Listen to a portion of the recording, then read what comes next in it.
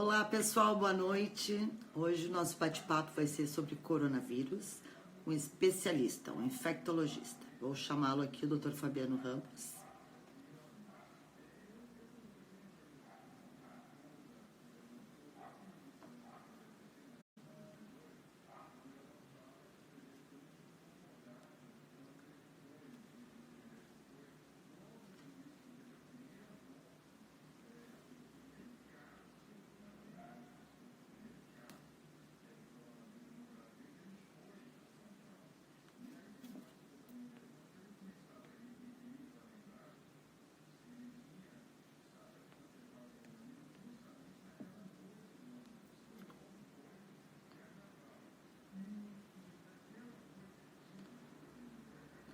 Dr. Fabiano disse que está entrando em seguida. Estou falando com ele aqui pelo celular. Em 2 minutinhos ele está aqui conosco.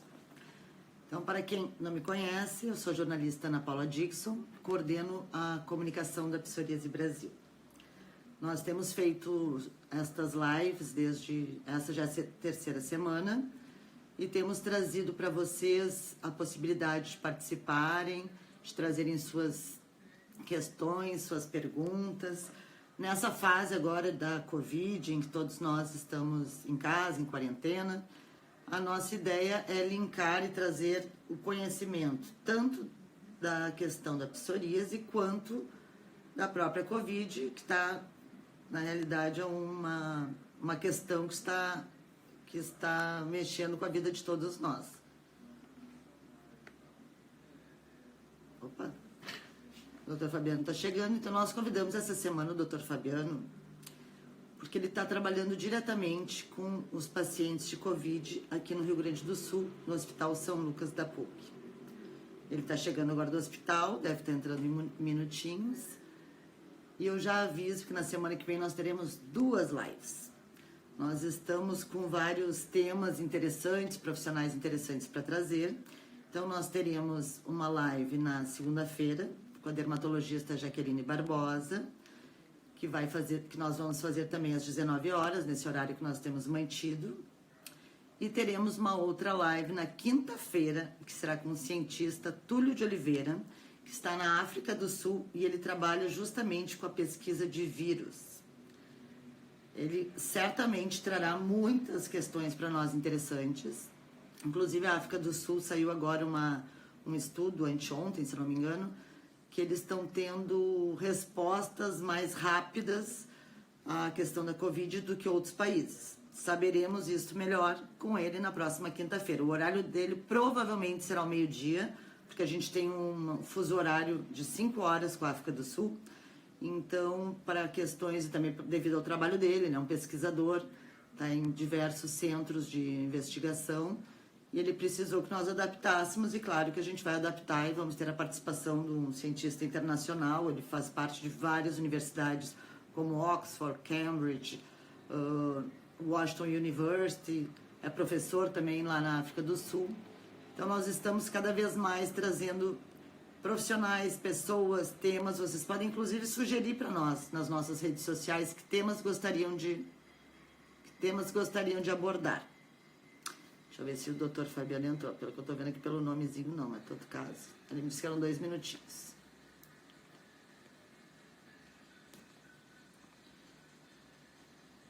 E a participação de vocês é fundamental para as perguntas, para tudo que vocês podem ter de dúvidas. Nós temos também, semana passada, aliás, eu esqueci de agradecer, ela está aqui online, a doutora Clarissa Prati, que tem sido uma grande apoiadora nossa. Acho que o Fabiano não está ainda. Deixa eu ver que horas são. Tá entrando. Tô aguardando aqui. Ela tem sido uma grande apoiadora nossa, tanto online quanto offline, que ela faz parte também do conselho do grupo de trabalho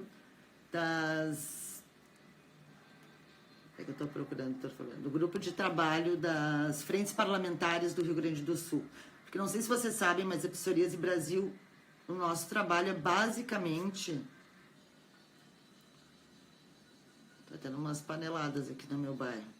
É basicamente trabalhar as questões de consultas públicas, de informação. Então, nós estamos sempre trabalhando nessas frentes. E a participação, as perguntas, e que vocês realmente demandem e participem. E, sabe, estejam conosco nessa luta, porque, na verdade, a luta é para vocês. Só que a gente precisa muito da participação dos pacientes com psoríase. Então, nós pedimos que a gente esteja sempre juntos, ligados. Ó, tô vendo ali algumas perguntas. Na segunda-feira vai ser especificamente com a dermatologista, que também é uma parceira, Jaqueline Barbosa. Ela trabalha aqui no interior do Rio Grande do Sul. Ela é chefe de um serviço de psoríase que reúne mais de 17 municípios, se eu não me engano, que é no Vale do Taquari. E a doutora Jaqueline vai responder diretamente as perguntas dos medicamentos, das questões de psoríase. O doutor Fabiano hoje vai nos fazer um link entre a questão da Covid e da psoríase. Temos várias dúvidas, né? Porque a gente sabe que o paciente com psoríase, ele utiliza imunossupressores, então isso pode ocasionar talvez problemas. Eu não sou médico, eu sou jornalista, então não sou eu que vou afirmar, mas é uma das questões que nós vamos falar com o doutor Fabiano. Vamos perguntar, Vilma, se você teve um probleminha aqui na minha conexão, porque essa hora tá todo mundo fazendo live, tá todo mundo ligado na internet, né? Deixa eu ver quem tá me chamando aqui. O doutor Fabiano já... Aqui, ó, entrou. Peraí que ele tá entrando. Agora sim. Muito bem-vindo, doutor Fabiano. Oi, Ana. Boa noite. Tudo. Olha, muito obrigada para o senhor dedicar o seu tempo.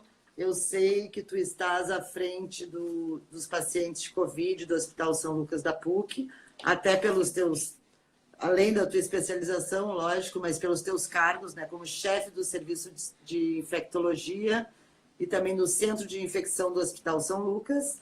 Realmente é uma honra que o senhor tenha dedicado este tempo a nós.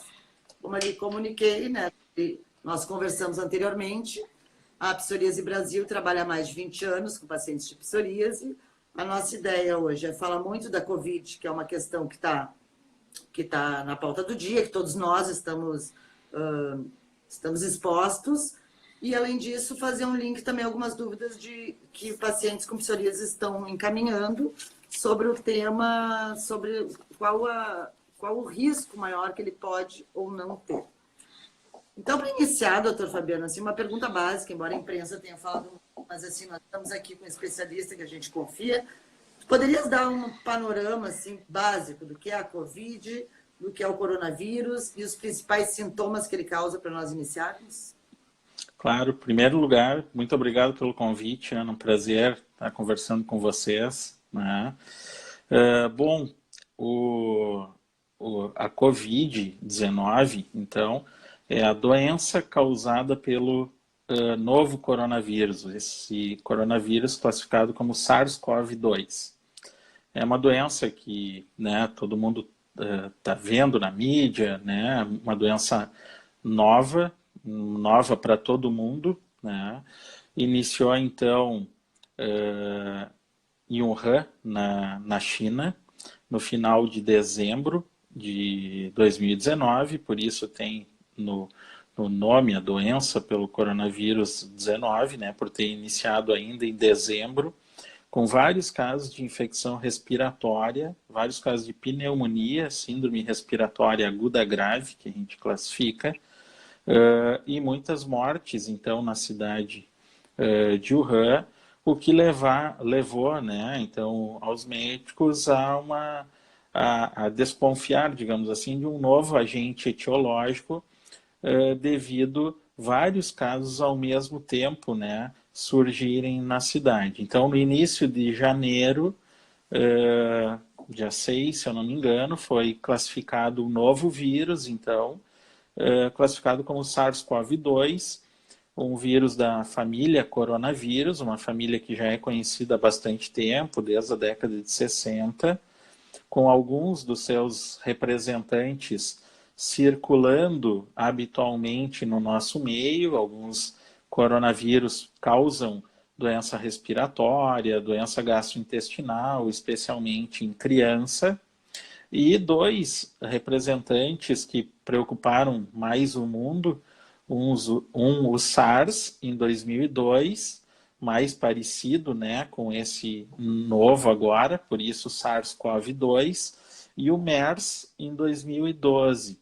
Esses vírus geraram uma preocupação na época ao mundo todo, por causar infecções também respiratórias e com uma mortalidade bastante grande nos pacientes. Então, desde o primeiro momento, por ser um novo coronavírus com uma capacidade grande, até então, num primeiro momento não conhecida, mas aparentemente grande, de transmissão, né, por ter muitos casos surgindo na China, e com uma aparente mortalidade também bastante expressiva, né? Isso então começou a preocupar o mundo em janeiro, e depois todo mundo está acompanhando aí como tem se alastrado, né, pela Europa, agora mais recentemente pelos Estados Unidos, e no Brasil o primeiro diagnóstico em fevereiro, dia 26 de fevereiro, e depois, isso foi em São Paulo, e depois se alastrando para os outros estados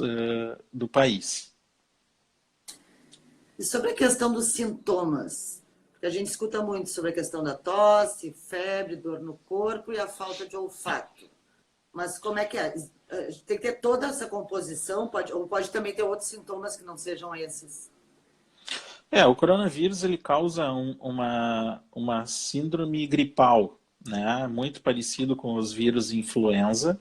Então, os principais sintomas são sintomas respiratórios. A tosse, secreção respiratória, a falta de ar, a febre, dor no corpo, dor de cabeça. E uma coisa que chama bastante atenção é a perda do paladar e a perda do cheiro, né? As pessoas têm dificuldade porque perdem o paladar e não conseguem sentir o cheiro das coisas. E como é um vírus que também pode comprometer o sistema gastrointestinal, alguns casos têm aparecido com diarreia, dor abdominal, né, sintomas de uma possível gastroenterite, mas ainda o mais comum são os sintomas respiratórios. E eles podem ser isolados. A pessoa pode ter, por exemplo, daqui a pouco uma diarreia ou essa questão gastrointestinal.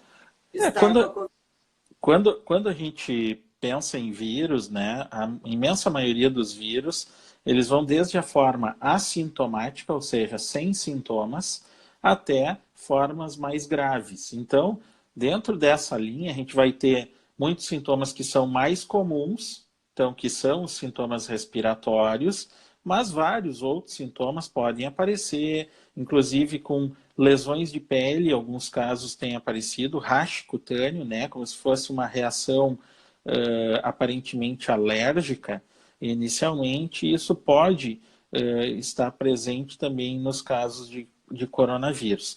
A maioria dos casos vão ser casos de uma doença autolimitada, né, geralmente em crianças. Esses sintomas são mais leves, então a maioria das crianças elas vão ser assintomáticas ou vão ter um período curto de sintomas. E até os casos mais preocupantes ou mais graves que geralmente acabam acontecendo nas pessoas mais idosas. Mas a gente, pelo que nós temos visto, existe uma outra faixa etária que não é diretamente do grupo de risco, que está, pelo menos percentuais aqui no Brasil, que eu tenho acompanhado, está aumentando bastante, né?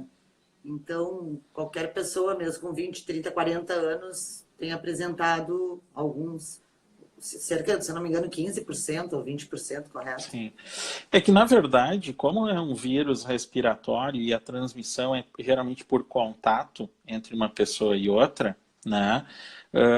as faixas etárias que mais se expõem, né, a aglomerações, principalmente, são as faixas etárias que vão ter um número maior de casos. Então, em qualquer faixa etária, geralmente adultos jovens que mais saem, que mais, né, têm uma vida ativa muito maior e mais contatos, a chance de transmissão entre essa faixa etária é maior. Então, é natural, até no nosso país está acontecendo isso, porque como a gente já pegou também uma situação de um entendimento um pouco maior de como a pandemia vinha acontecendo e como esses casos graves vinham acontecendo em pessoas idosas, as pessoas idosas têm uma precaução maior, estão fugindo um pouco mais do vírus e, obviamente, a tendência é que a gente tenha nessas faixas etárias um número menor de pessoas que tenham uma preocupação nesse momento maior com o vírus, né? E a gente acaba tendo pessoas de faixas etárias que teoricamente são de menor risco, mas que acabam se expondo, e claro que um percentual, mesmo que seja pequeno, vai ter um percentual de doentes graves dentro desse contexto. Eu estava conversando com um médico que não é da especialidade direta que trata, né, esse tipo de doença, e ele me comentou que a exposição ao vírus, quanto mais exposto a gente fica ao vírus, maior pode ser as reações, né, as doenças. A Mas qual é gravidade essa da relação doença. entre a gravidade da doença? Isso é uma das possibilidades, das hipóteses que a gente tem. Em muitas situações, a carga do agente infeccioso ele pode ser importante, ou seja, a quantidade de agente infeccioso, que a gente chama de inóculo, né? Quanto mais, possivelmente maior pode ser a gravidade da doença. Isso é conhecido em várias situações, né? E é o que se imagina com o coronavírus, especialmente quando a gente começa a olhar os dados de doença e mortalidade dos profissionais da área da saúde, né? Só na China a gente começou a ter o próprio médico que fez os primeiros diagnósticos da doença acabou falecendo, né? E provavelmente isso pode ser pela exposição maciça. Então, quanto mais exposição e sem proteção, né, isso pode ser um fator importante para o desenvolvimento de uma doença grave. E os pacientes com psoríase, doutor? Eles estariam mais expostos por eles utilizarem medicamentos imunossupressores e também pela própria questão, né, genética, a ter, talvez, uma vez expostos ao vírus? A maioria das pessoas com doenças autoimunes acabam sendo classificadas como uma pessoa com um fator de risco, né? Isso, obviamente, vai depender de algumas coisas. Depende da droga que é utilizada para tratamento, depende muitas vezes até da dose que é utilizada. Muitas pessoas, né, e dependendo da doença ou do grau da doença, utilizam doses maiores para controlar, né, a sua doença, seja ela psoríase, seja ela doenças outras autoimunes, né, assim como pessoas com câncer, pessoas com HIV. Então, isso vai depender muito de uma série de coisas, né? Uso em doses altas de corticoide, pessoas que usam, né, corticoide ou outros imunossupressores. Então, não dá para necessariamente colocar num bolo geral determinadas pessoas com psoríase têm tal fator de risco. Não, a gente sabe que são pessoas que têm fator de risco, mas obviamente dentro do grupo dessas pessoas vão ter variações que envolvem obviamente também idade, exposição, né, o tipo de tratamento que vem fazendo, a dose, como eu falei, e outras variáveis em si, né, outras doenças crônicas que podem estar juntas, né? A gente sabe que muitas vezes são pessoas que podem ter doença cardíaca associada, doença renal. Então, tudo isso somam-se fatores de risco que podem, muitas vezes, até ser um fator de risco maior do que propriamente a psoríase ou outra doença autoimune, qualquer que seja. Seria interessante esses pacientes, que a grande maioria do nosso público hoje, conversar com seus médicos habituais para tirar dúvidas, para ver se segue o medicamento, as doses. O que o senhor indica? Não, com certeza. Eu acho que o mais importante de tudo, né, é a prevenção. Então, assim, não descompensar a doença de base também é importante, porque a doença de base, seja ela qual for, descompensada, ela também é um fator de risco. Então, o mais importante é manter a doença de base compensada e tentar fazer a prevenção mais adequada possível para evitar a contaminação do coronavírus. Esse afastamento entre as pessoas de mais de 1 metro e meio, a utilização do álcool gel, a higienização das mãos ou com álcool ou com água e sabão, o uso de máscara se for em locais com possíveis aglomerações, Então, essas medidas de prevenção, muitas vezes elas se tornam mais necessárias, do que propriamente ficar com medo da medicação que está sendo utilizada, porque tem que lembrar que é uma doença de base bem controlada, é um fator protetor para quem pode desenvolver uma outra doença infecciosa. Em relação aos tratamentos atuais para a Covid, nós sabemos que todos ainda são experimentais, Mas como é que vocês estão lidando com isso no dia a dia? O que o senhor comenta sobre as utilizações dos mesmos, os perigos, que as pessoas têm que prestar atenção?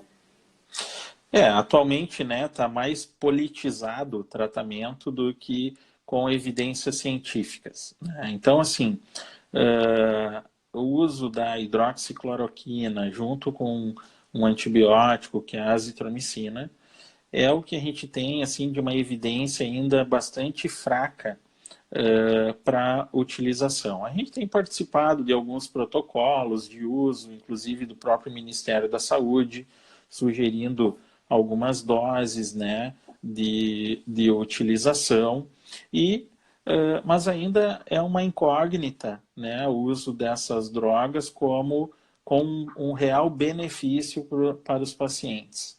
Então, a gente tem que cuidar muito, porque são drogas que, apesar de serem muito bem toleradas na maior parte dos tratamentos para que elas são utilizadas,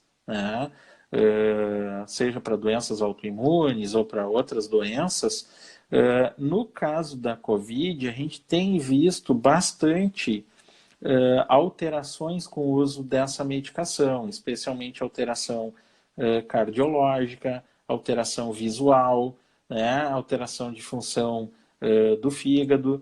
Então, o uso ele tem que ser com muito cuidado, e não parece ser ainda um uso indiscriminado ou uso para todas as pessoas, porque o que a gente tem que lembrar é que a Covid-19, para mais de 95% das pessoas, possivelmente, ela é uma doença autolimitada.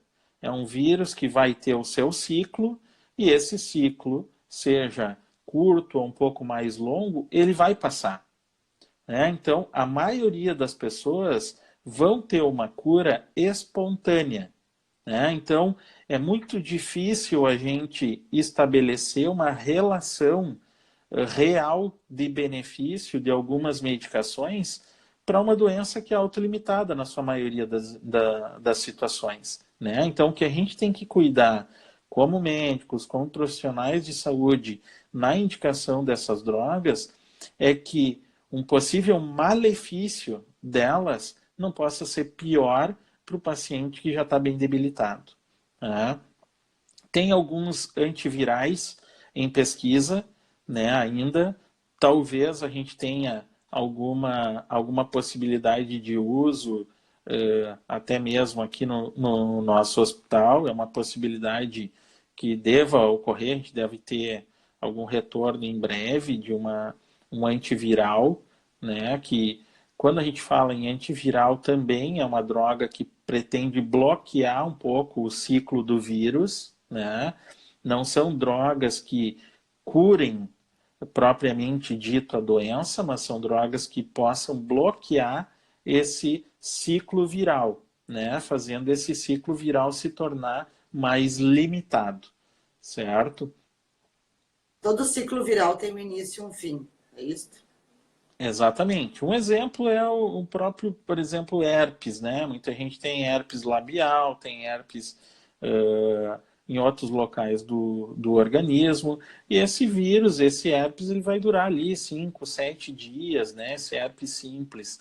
E depois ele vai sumir, com ou sem tratamento. Depois pode voltar, enfim, é outra situação.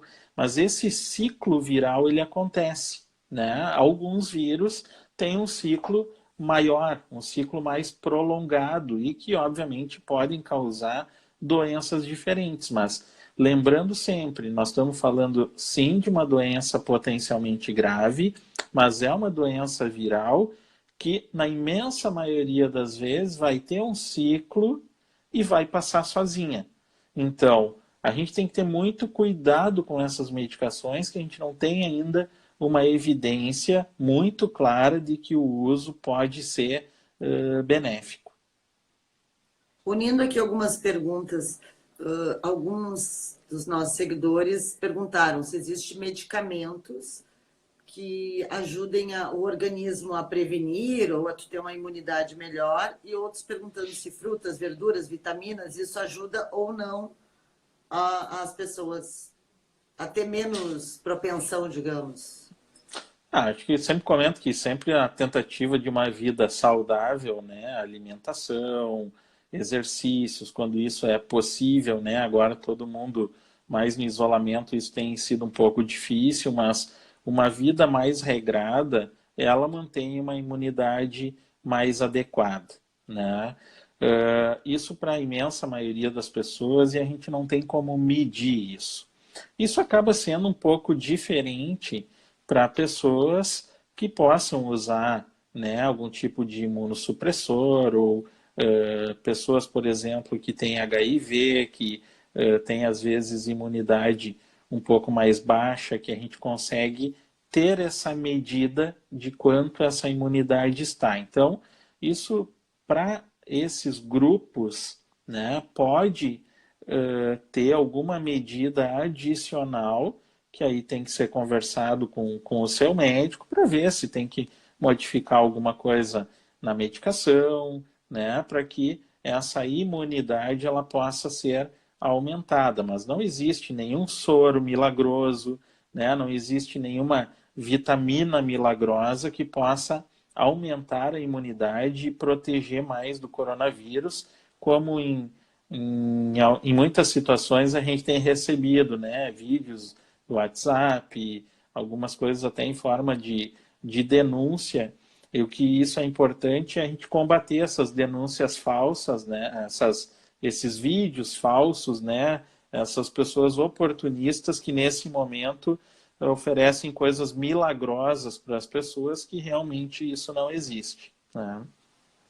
Tem uma pergunta de uma paciente asmática, no caso aqui, que está no grupo de risco, que a gente sabe, né? Ela pergunta se faz diferença daquelas pessoas que fazem uso de tratamento contínuo àquelas que apenas utilizam a bombinha quando tem alguma crise. Não tem assim, nenhuma diferença. Claro, como eu comentei antes, quanto eh, mais grave, digamos assim, é o nível da doença de base, maior é o risco, né? Mas para uma doença que está compensada, mesmo com uma droga de uso contínua, ou outra que está compensada com usos eventuais, esse risco ele não se sobrepõe, desde que essa doença de base esteja bem compensada.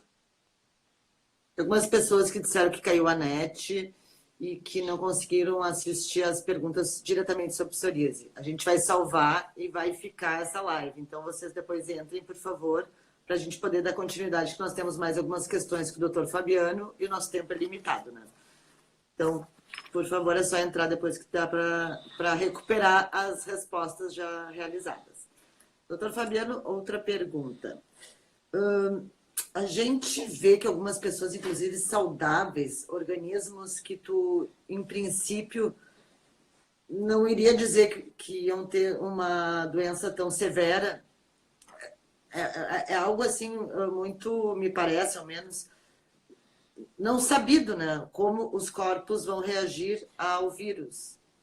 Existe alguma lógica nisso? Ou seria Não, exposição? eu acho que uma das possibilidades é o que a gente comentou, ó, o nível de exposição, a carga viral dessa pessoa que ela está recebendo, né? Não politizando, mas, né, uma frase que o próprio presidente falou, por ser ex-atleta, o risco seria baixo. Isso não existe, né? Assim, obviamente, as pessoas que têm um condicionamento físico melhor podem ter um risco menor também, por questões de capacidade pulmonar e ter um hábito de vida mais saudável, digamos assim.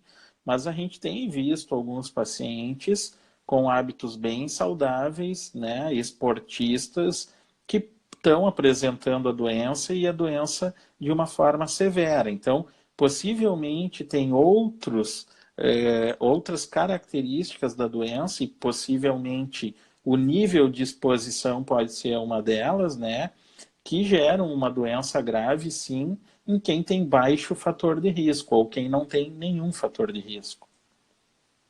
E a questão de ficar imunizado ao vírus depois de tê-lo, isto é algo que ainda tudo é muito incipiente, né? Mas, em princípio, a pessoa estaria imunizada, não estaria? A questão do plasma também acho que entraria nessa questão, né? Porque está se pensando em utilizar o plasma justamente pela imunização. Em princípio, sim, né? O que a gente sabe até o momento é que parece que as pessoas que tiveram a doença, elas ficam imunizadas. Como é uma doença muito nova, a gente pode ter uma imunização por um tempo relativamente curto, né? A gente não sabe como que o vírus ainda vai se comportar na população, se ele vai continuar circulando, se ele vai ter alguma modificação, se ele vai ter alguma mutação dentro dele, né? Como que isso vai se comportar, ninguém sabe. Tem alguns relatos de possíveis recidivas de doença ou novos casos de doença em quem já teve a Covid-19, mas isso ainda é muito recente e a gente não consegue interpretar ainda se isso realmente é uma falha na imunização, né? Ou se esse vírus ele permaneceu por mais tempo, o que aconteceu, tá? Então, em princípio, sim, o vírus gera uma imunidade que ainda a gente não sabe por quanto tempo ela persiste. Isso, tentando comparar, é mais ou menos como o vírus influenza, né? O vírus da gripe.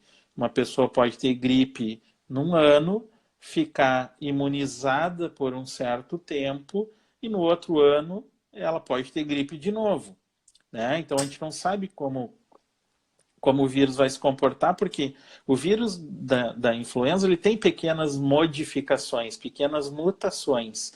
Por isso que constantemente a própria vacina de influenza ela acaba sendo modificada.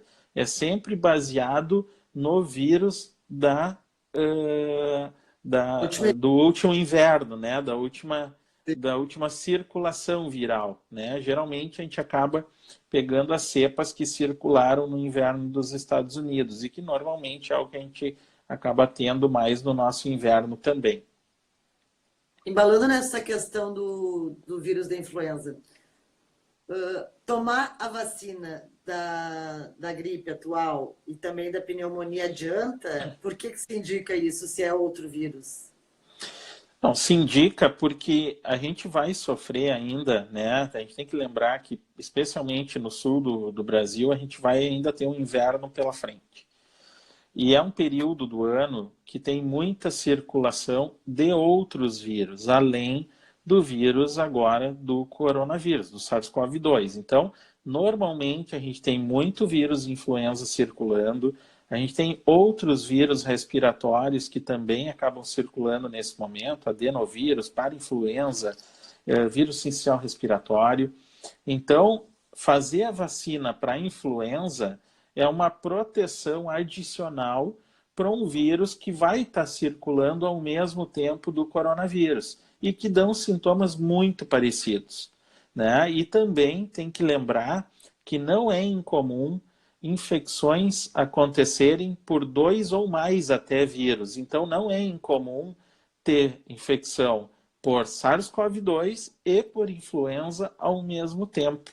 Então, se a gente tem uma proteção já para um desses vírus que causa doença também muito grave, é fundamental para a gente enfrentar esse inverno aí que está vindo pela frente.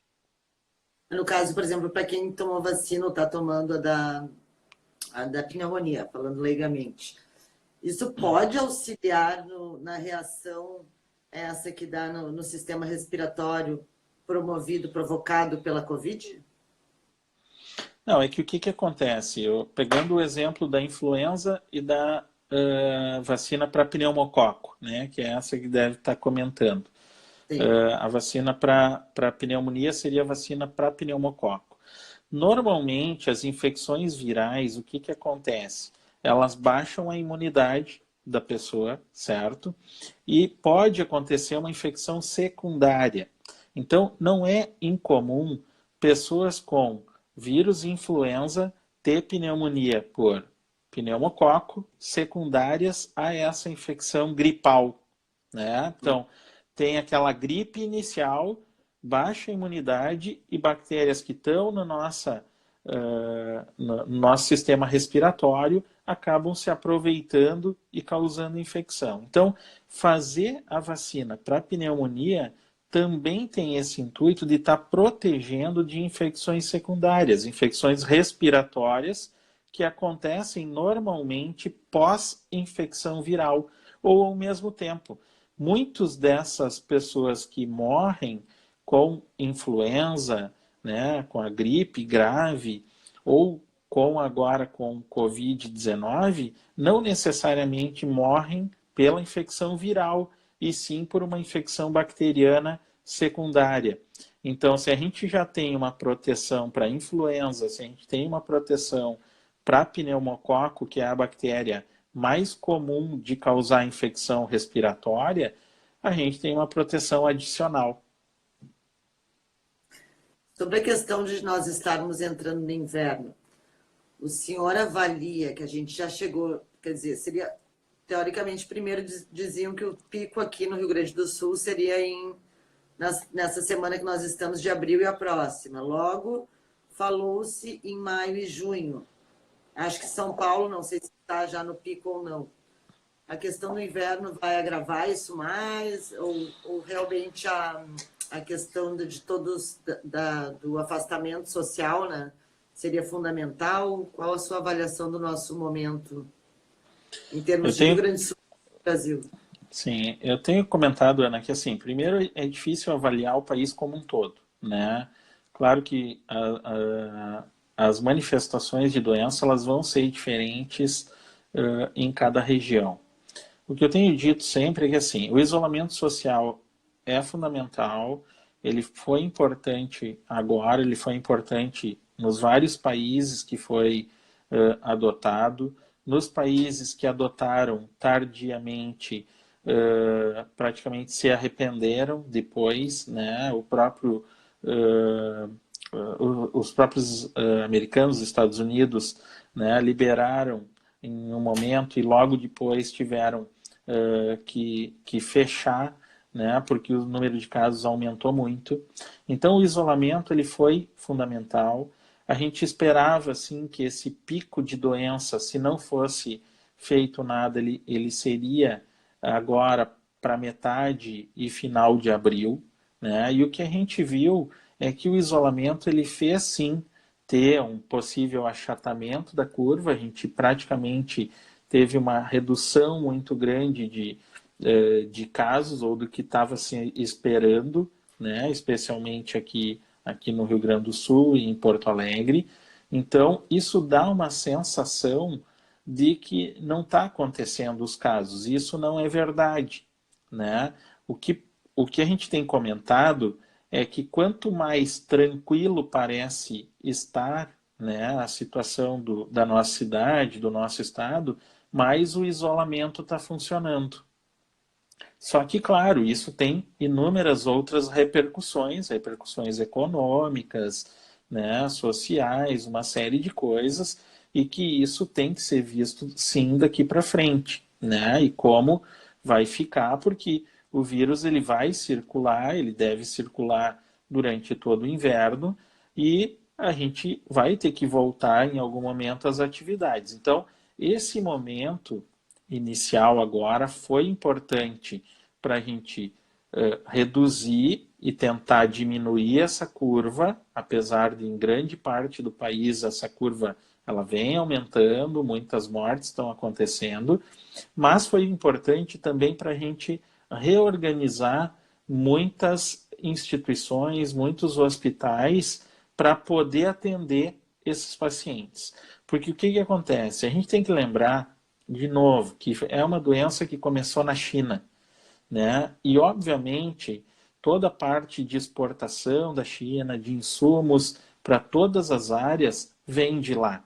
E a gente ficou um tempo, por mais que a gente começou a se preparar desde janeiro para enfrentar isso, a gente teve uma queda importante no número de compras de insumo, na quantidade de máscaras, de material para diagnóstico da doença, né? Eu vejo muitos colegas, às vezes, falando, não, nós temos que testar todo mundo, só que a gente não tinha teste, né? A gente tem que lembrar que a gente estava em falta de teste, a gente não conseguia insumos para testar, a gente não conseguia comprar máscaras protetoras, a gente não conseguia comprar aventais protetores para atender esses pacientes. Então, esse período foi fundamental para a gente tentar reorganizar tudo isso. E, de uma certa forma, a gente conseguiu. Claro que ainda está chegando, tem muita coisa ainda faltando, né? O próprio Ministério fez várias compras que não chegaram ainda da China, né? Então, ainda a gente está numa fase de organização para o atendimento, porque se a gente tivesse esse pico esperado sem o isolamento, realmente toda a estrutura da saúde não teria como atender o volume de pessoas que estava sendo possivelmente contabilizado. Como é que é a questão da testagem? Existem dois tipos de teste ou mais, né? Tem que fazer o primeiro, depois tem que dar uns dias, fazer novamente. Eles estão realmente seguros? Como é que funcionam essa? Assim, os testes, a gente tem o teste que é para pesquisa do vírus, né? Que a gente chama de PCR, que é o exame que ele detecta quando a pessoa está doente. Normalmente, esse exame, ele tem tido um rendimento maior entre o terceiro dia de doença e o sétimo dia, tá? Que é a pesquisa, que é o swab nasal, para a pesquisa direta do vírus, certo? Então, esse exame, ele dá o diagnóstico da doença naquele momento. Então, não adianta fazer tão no início da doença, né? E depois do sétimo dia, ele também perde o rendimento de positividade, porque o vírus ele tem uma tendência de sair da via aérea superior e descer para o pulmão. Então, para pacientes que ficam graves, essa coleta até ideal é por escarro ou para quem vai para ventilação mecânica, para coleta de secreção direto do tubo, certo? Agora, para quem não está em ambiente de UTI, quem não foi necessário, depois do sétimo dia, essa coleta só do suave ela tem mostrado que ela rende menos. Então, o ideal dessa coleta geralmente é entre o terceiro e o sétimo dia. Depois, a gente tem alguns outros testes, que se fala muito no teste rápido, né? Existe o teste rápido também, que é para pesquisa de antígeno, pesquisa de secreção, mas é um teste que ele parece ter também um baixo rendimento, principalmente quando a gente compara com o PCR. Os exames de pesquisa de anticorpos, que são esses, na maioria, esses testes rápidos que estamos falando, a gente ainda não tem uma clareza muito grande, porque parece que tem mais de 80 marcas de teste rápido no mercado. O teste rápido ele é mais ou menos como o teste de gravidez, né? Assim como teste de gravidez de farmácia, onde se aplica uma gotinha de sangue ali e aparece algumas linhas, né? Uma linha mostrando que tem a presença de anticorpos contra o coronavírus. O que a gente está vendo é que esse teste ele começa a ter uma rentabilidade maior quando é feito depois do 15º dia de início dos sintomas ou do contato que a pessoa teve com o coronavírus. A gente produz anticorpos que o teste vai mostrar, mas esses anticorpos eles começam a aparecer tardiamente. Normalmente depois do 7º dia, mas em muitos testes tem se mostrado que ele só vai aparecer depois do 15º dia.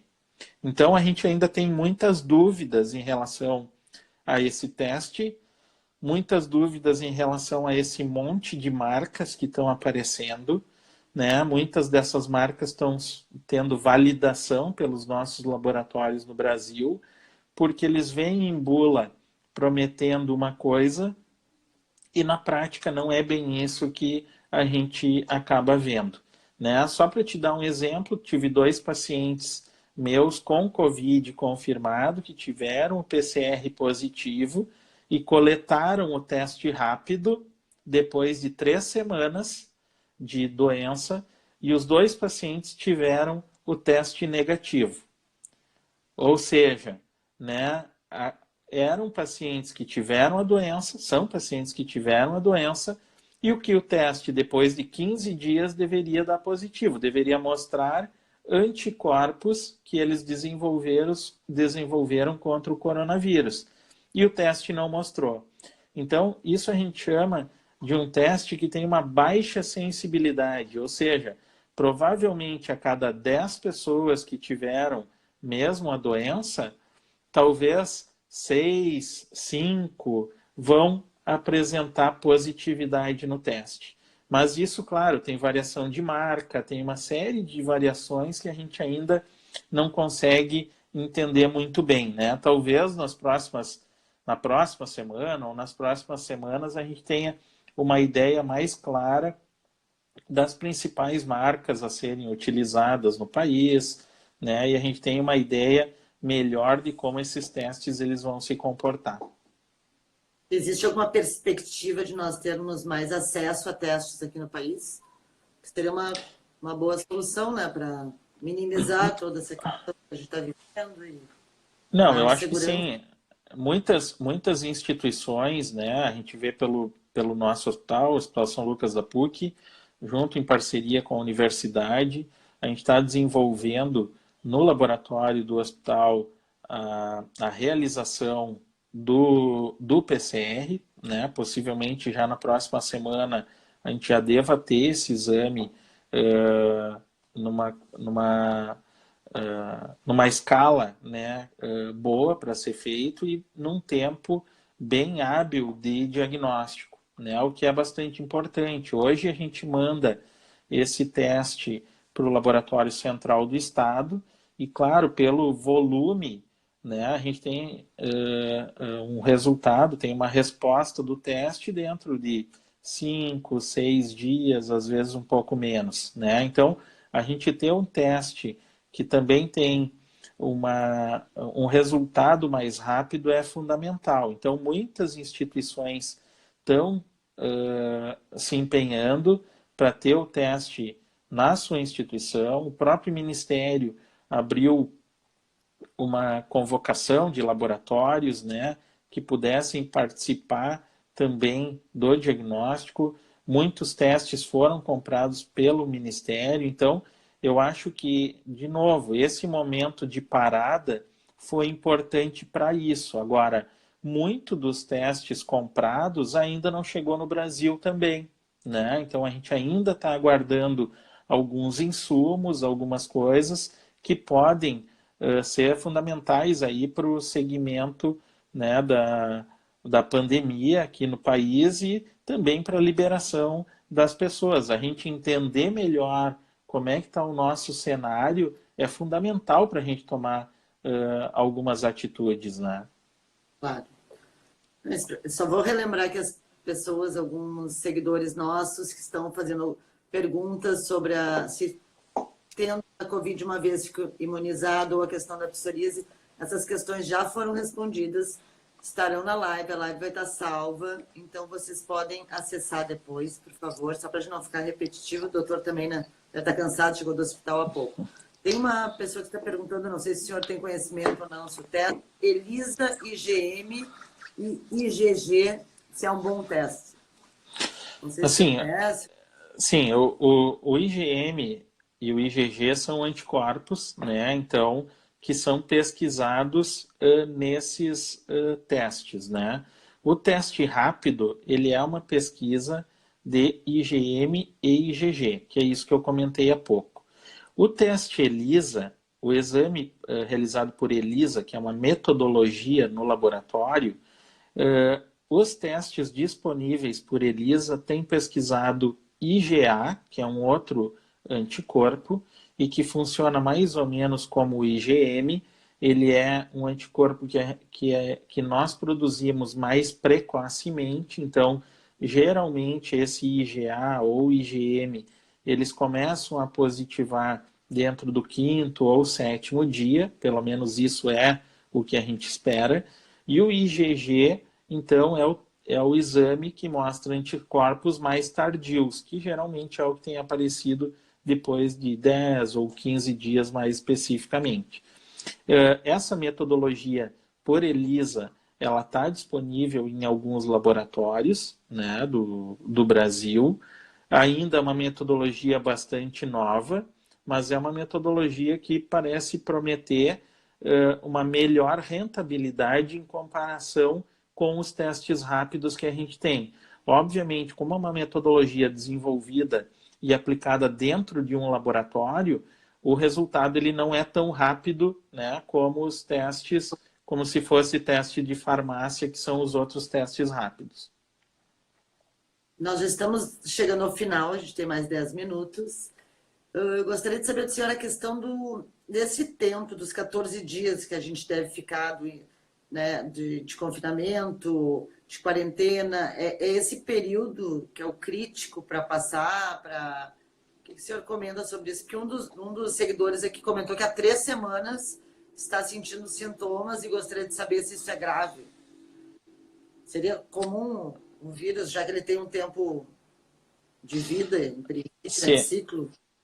Não, o que a gente tem visto na Covid é que alguns pacientes têm sim um tempo prolongado de doença, né? Então, alguns pacientes têm sintomas por mais de 2 semanas, às vezes chegando próximo a 3 semanas. Isso não é uma coisa tão incomum, né?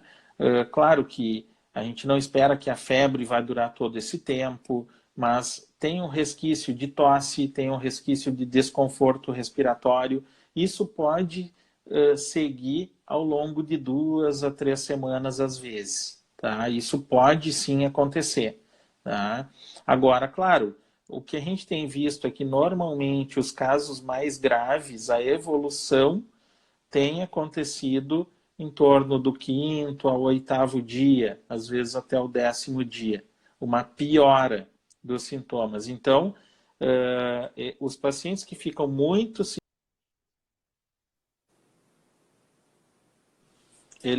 Os pacientes ficam muito sintomáticos, eles podem ter uma piora dentro desse período, do 5º ao 8º dia, né? com esse período de 14 dias, isso provavelmente é só um ciclo mais prolongado da doença e que não deve ser preocupante, né? Mas claro que se isso persistir, tem que ser visto por um médico para ver se tem alguma outra coisa que possa estar acontecendo. Achei curiosa uma das características que o senhor comentou, que são essas manifestações cutâneas. Já que a gente está com o público né, que costuma ter, que tem doença de pele ou na pele, essa manifestação tem alguma semelhança com psoríase? Tem alguma... Não, é como se fosse uma reação alérgica, né? Um rash cutâneo, que a gente chama, que acontece em muitos processos virais, tá? Tem inúmeros vírus que, na sua manifestação, apresentam uma alteração cutânea. Isso faz parte da virose, né? Então, isso tem acontecido em alguns pacientes, mas não são placas ou lesões parecidas com a psoríase, são lesões mais parecidas como se fosse uma reação alérgica mesmo. Tem alguma área específica ou pode dar em qualquer Em área qualquer área, geralmente é mais no tronco e nos braços, é o que a gente tem visto mais, não é uma coisa tão comum, né? Mas isso pode aparecer. Ok, doutor Fabiano. Gostaria que o senhor pudesse dar a sua palavra final, o que o senhor tem a acrescentar para nós todos sobre essa crise que nós estamos vivendo e como nos prevenirmos da melhor maneira. Bom, acho que em primeiro lugar agradeço de novo a oportunidade. Eu acho que é um momento muito complicado para todo mundo, né? Um momento de incertezas, né? Tanto na área da saúde como na área econômica. Eu tenho comentado que a gente não vai conseguir separar essas duas áreas, a gente vai ter que achar soluções em conjunto para todo mundo viver bem, viver melhor e para que a gente possa retomar a nossa vida da melhor maneira possível, né? Acho que a esperança que todo mundo tem é que a gente consiga daqui a pouco, né, alguma medicação mais efetiva, mas enquanto isso não acontece, as medidas de prevenção, né, sejam elas não isolamento, mas esse afastamento entre as pessoas, essa proteção, né, um proteger o outro é fundamental, né? Acho que as empresas, as instituições vão ter que achar alguma maneira dos colaboradores ter o seu espaço, não ter um espaço tão junto ao mesmo tempo, né, para que a gente volte a ter uma vida o mais normal possível, né? Eu acho que isso vai ser fundamental. Lembro que apesar da gente vai ter ainda um inverno pela frente, eu acho que a gente tem soluções que podem ser bem viáveis para a gente ter uma vida o mais normal possível, né? E sempre pensando na prevenção. Cada um tem que fazer a sua parte, não tem como ser diferente. Claro que o senhor o senhor é um cientista, né, um médico, mas assim, alguma ideia de quanto tempo a gente vai viver isso? É difícil, né? Esse momento falar em números, falar em previsões, né? Eu acho que, assim, ao mesmo tempo que a gente teve essa possibilidade de conhecer um pouco mais do vírus aqui no Brasil, pegar as experiências anteriores, a gente tem essa desvantagem que é o nosso inverno mais rigoroso, principalmente no sul do Brasil. Então, eu acho que a gente vai acabar sofrendo ainda esses meses, né? Pelo menos até agosto ou setembro, como a gente já sofre bastante com as outras infecções respiratórias. Esse vai ser um momento crítico que a gente vai precisar aprender a lidar com essa situação sem que a gente superlote os hospitais, sem que a gente gere um caos no sistema de saúde e que isso, obviamente, se acontecer, né, isso também vai gerar um caos nas outras áreas, né, especialmente na área econômica, que já está bem